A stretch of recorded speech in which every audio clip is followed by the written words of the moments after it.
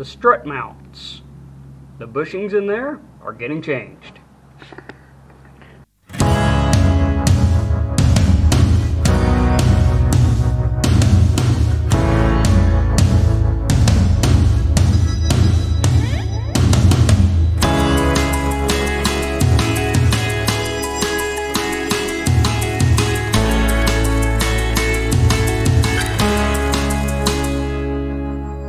Alright, so there is a bushing that goes underneath there, and one that goes up underneath this piece right here. When I got these KYB AGXs, I put those on, what was it, 2021?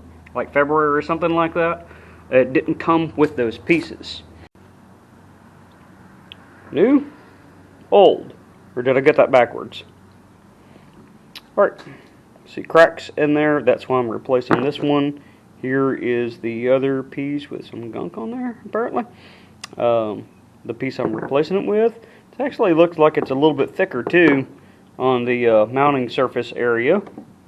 Move to this one, same thing, kind of cracked and everything.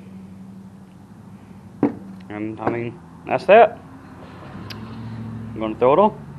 I'll show you, I'm on the dark side over there. When I do this side, I'll actually show you what I do to put it on. I'm inspecting the old little bushing thing that I took off on my passenger side. And, height difference, whatever, man, I was sitting there looking at, why does it look weird in there? I got to looking at it a little bit closer, and yeah, drop it. There are thumbs.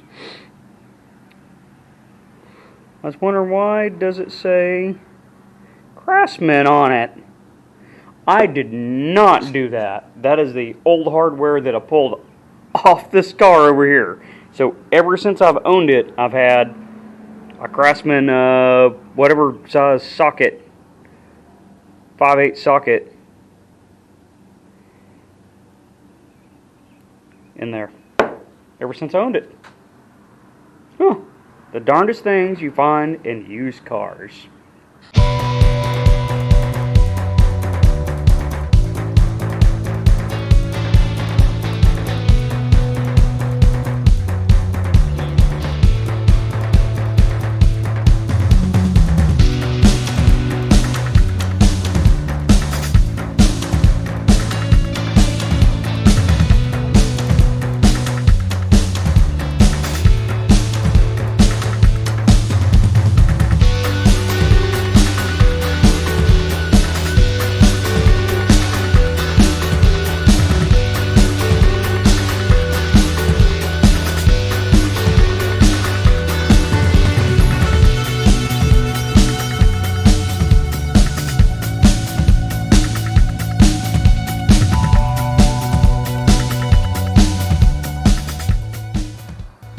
Guess what came out the other side?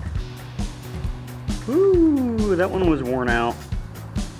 It's got cracks in it and another socket. Wow. Like I said, I did not do this. I don't know who did it. Nah, another 5/8 socket. Two of them. But got the real deal right there. All right, back at it.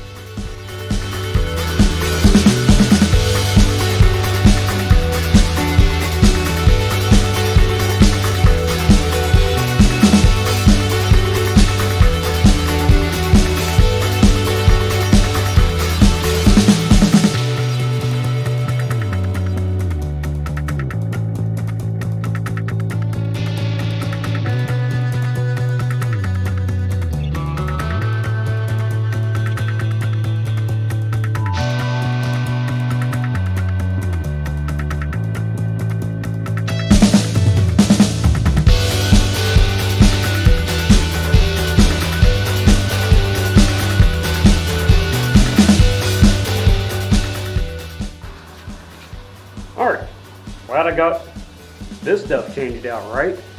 What's under your strut bushings, right?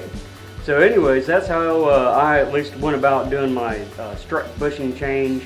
I do want to note that I have the adjustable struts, and I had them on like setting 3 of 4. The car rode pretty stiff, but I'm like, that's a handling thing. Dropped it down to 1 so I could pull those down, and just, got together, went for a test drive, and man, it rides a lot smoother on setting 1. Imagine that, right?